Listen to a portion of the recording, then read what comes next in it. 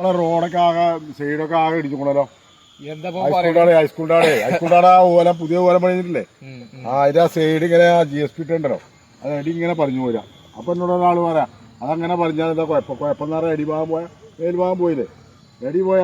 അടിച്ചാറല്ലേ പിന്നെ മേത്തറണ്ടേ? എന്താ കാര്യം? അത് ആലോചിച്ചോ.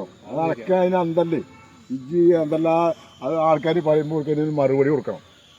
ആൾക്കാരങ്ങനെ പറയുമ്പോൾ അതിന് മറുപടി പറയണം ഉസാറായിട്ട്.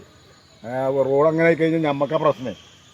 നമ്മൾ കാരണം ഈ റോഡുമ്പോൾ കൂടെ എപ്പോഴും പോകുന്ന ആൾക്കാരല്ലേ നമ്മൾ ഡ്രൈവർ പണി എടുക്കുന്ന ആൾക്കാരല്ലേ? നമ്മളെ തുറക്കാർ കുറേ ആൾക്കാരൊക്കെ ഡ്രൈവർമാരാണ്.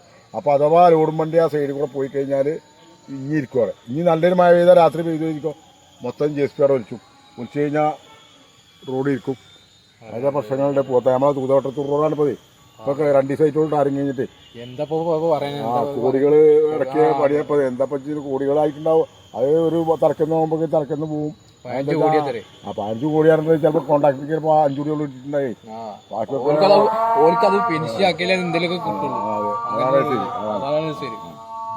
ശരി, ഞാൻ പോട്ടെ.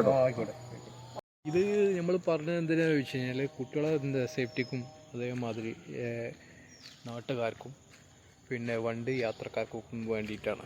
ഓക്കെ, അപ്പോൾ ഇത് മാക്സിമം എല്ലാവരും ഷെയർ ചെയ്യുക, ഫോളോ ചെയ്യുക, ഈ ചാനൽ ഫോളോ ചെയ്യുക. ഓക്കെ, അപ്പോൾ ഇതൊരു മുന്നോടിയായിട്ട് നമ്മൾ എല്ലാ കാര്യങ്ങളും ഗ്രൂപ്പിലൂടെ അറിയിക്കും ഇൻഷാ അല്ലാഹ്. അപ്പോൾ മാക്സിമം എല്ലാവരും ഷെയർ ചെയ്യുക, ഫോളോ ചെയ്യുക.